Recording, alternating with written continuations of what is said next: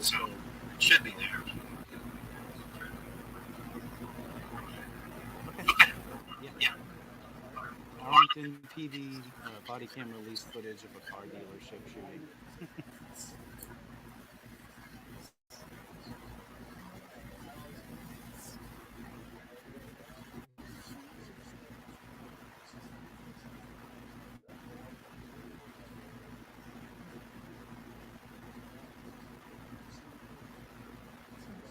Yeah. Reporter is Matt Houston.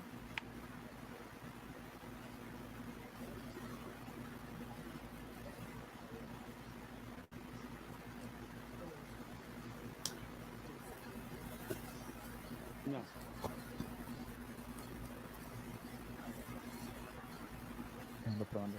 Yes. So you see and hear me?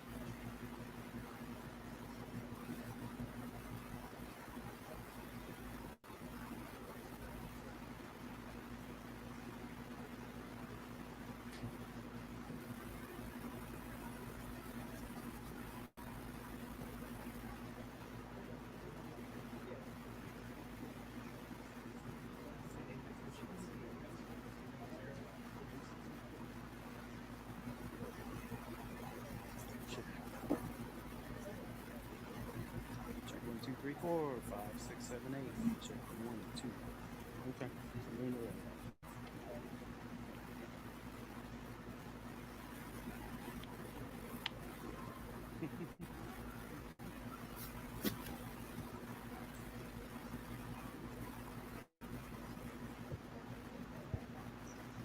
Check 1, 2. Mic test 1, 2, 3, 4, 5, 6, 7. Okay, thanks.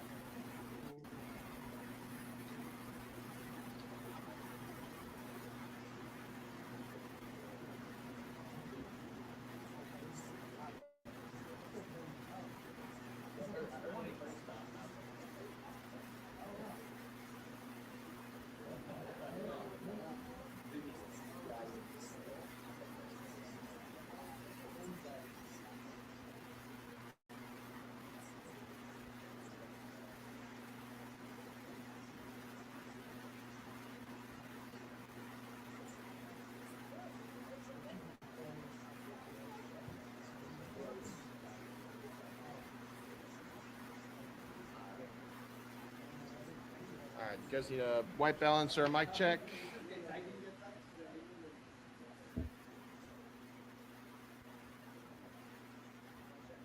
Mic check. 1, 2, 3, 4, 5. You guys getting good levels through the microphone?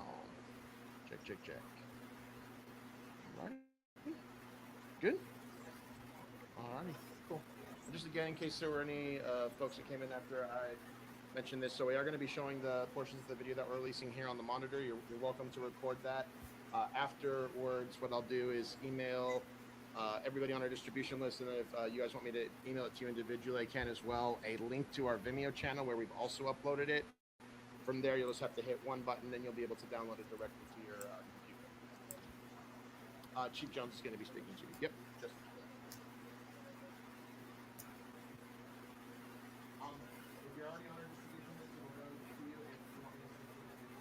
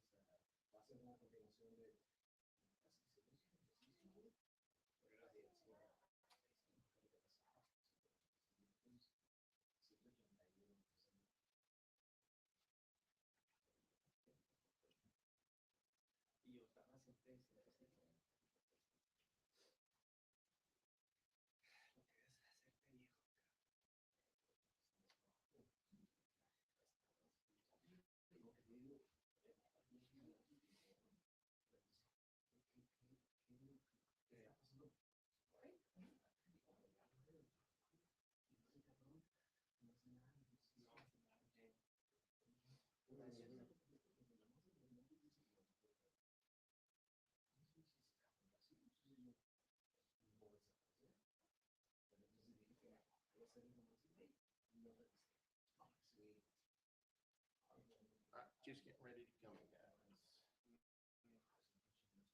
He'll make some remarks first, show you the video, and then we'll open it up for questions.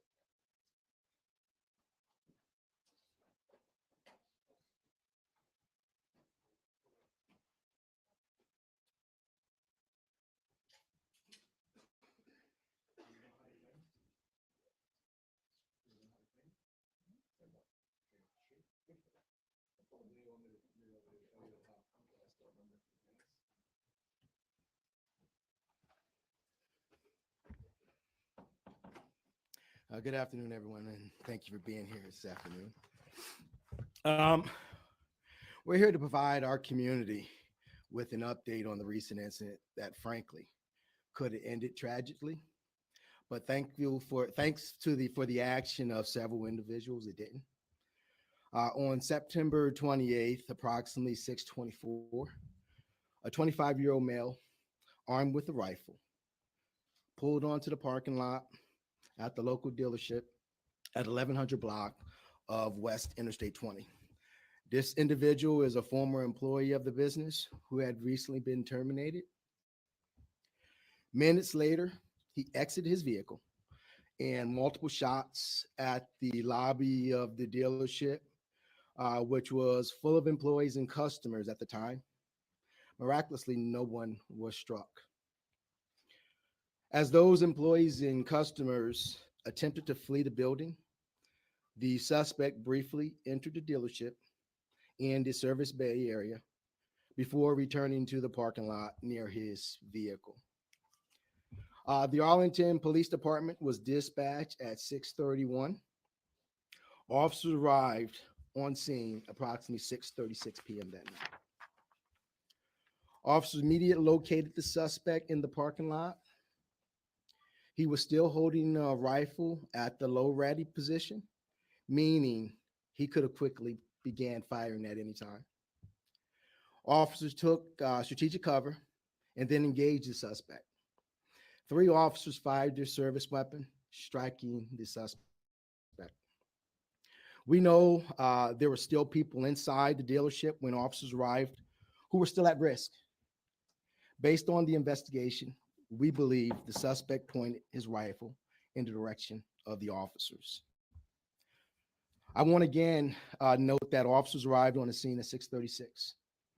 And at 6:38 p.m., the suspect was down and the scene was secure. The suspect was taken to the area hospital where he still continues to receive medical treatment and he's still listed in critical condition. No officers were injured. No customer or employee at the dealership was injured. We're now going to play relevant portions of the dash camera and body camera for you. The dash camera provides the best view that we have of the encounter between the officer and the suspect. You'll also see body cam footage from 3 officers who fired their service weapon, although it does not provide a clear view of the full encounter. It does contain relevant audio. And we are choosing to release this video or these videos to be very transparent to our community.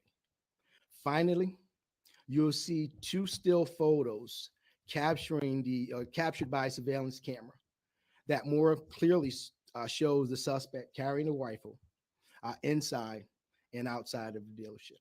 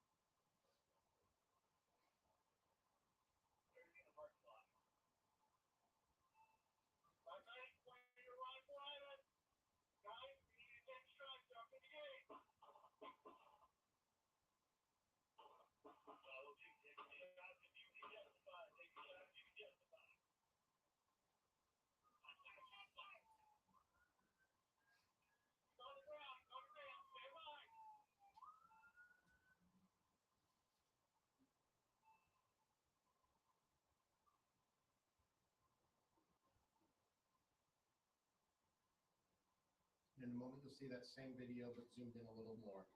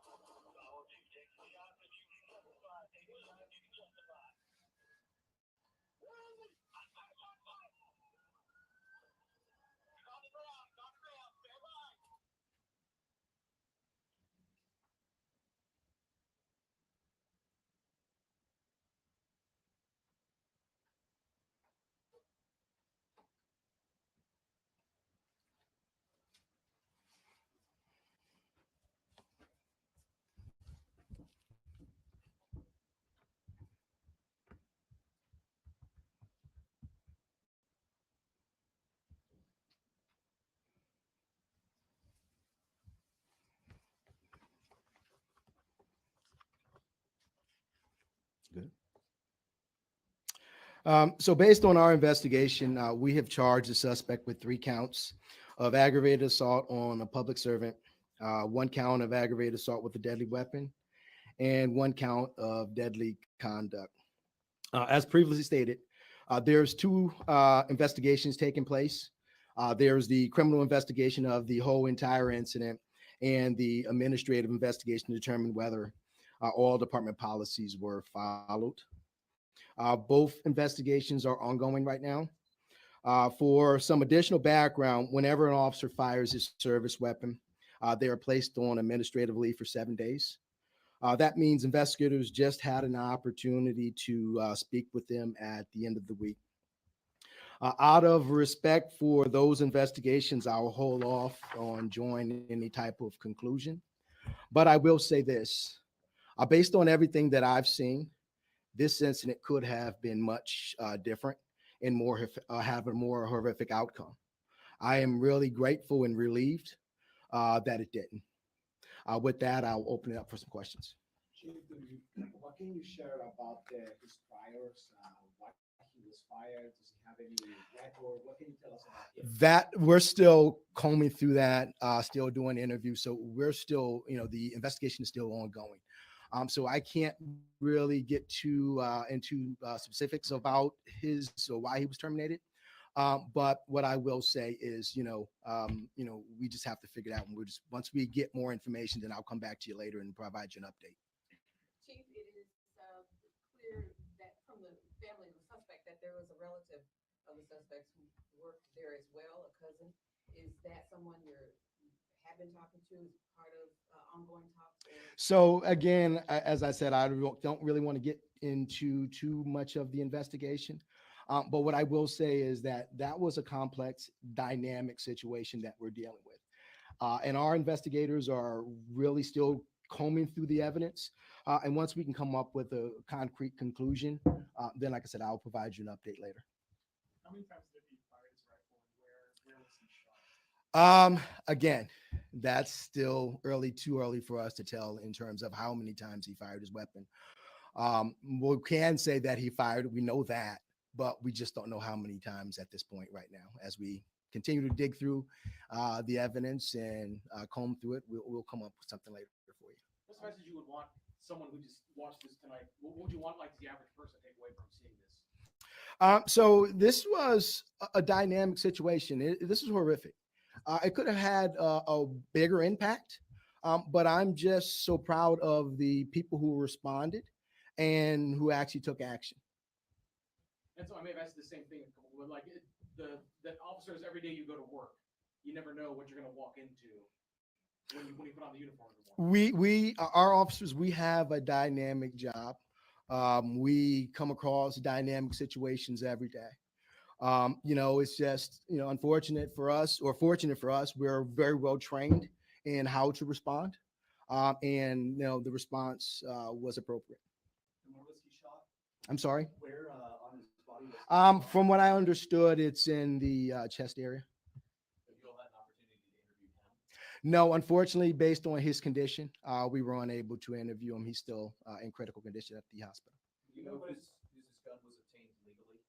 That I don't know. We're still trying to figure out through E-Trace and working with our partners with the ATF to figure out where the guns come from.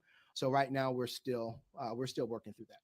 Chief, in the initial flurry of information, it was said that evening that the suspect did not enter the facility itself. It was later, of course, realized that he did. Can you explain, was that just initially not being clear? So I told you this was a dynamic, challenging situation. When we got there, we had, you got to think about this. The business was up and running, and it was full of people, employees, and customers. So you have all these people fleeing out and trying to narrow their story down. And we didn't have all of the video, they weren't able to talk to everybody on the scene that night. So it wasn't that we wanted to give misinformation. We just didn't have it all to give it to you. But what I can say is that based on what we just released, we know he entered the store and entered the dealership. Not only did he enter the dealership, but he also entered the service bay. So, like I said, it was just a dynamic situation that night. And we were trying to give you as much information as we possibly could. But as you know, scenes are fluid and sometimes things change. And that's basically what happened that night. Was that the only weapon he carried? Right now, that we know, that I know of, but like I said, we're still investigating. We're still going through all of the evidence. We want to comb through everything because I don't want to give you information that we don't have or that is not true. It sounded like in the body camera video over the radios, you could hear someone with the department saying, we cannot let him break. Is that what they were saying? No, it's saying they can't let them break. They break out of the, because pretty much we had a perimeter and we didn't want him to start making his way through the city of Arlington holding a rifle and whatever. We already know that he fired some rounds. So he was a dangerous person and we had to make sure we contained him. And that was an officer who was on scene? Who was saying Yes, that? yes. How many officers were involved? And how many officers shot at him? There was 3 officers that I fired their weapons.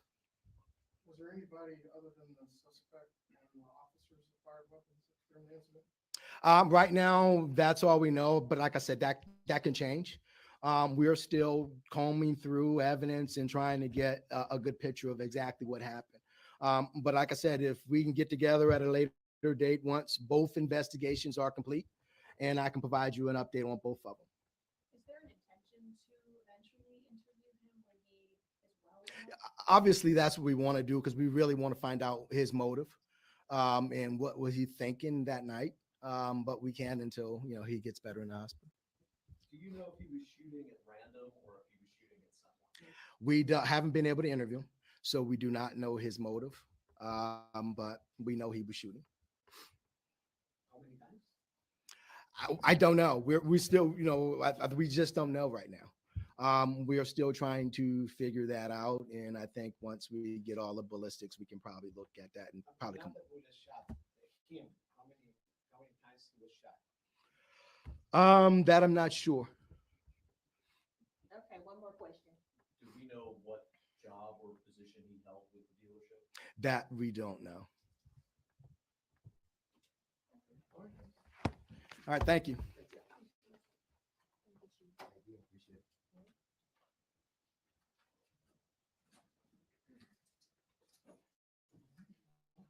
All right, and like I mentioned, if what I'll do here in a minute is to our distribution list, send out a link to that video so that you guys have that. If you'd like me to send that to you individually, I'm happy to take your emails. And again, as soon as we plan on doing some type of other update once both of the investigations are complete.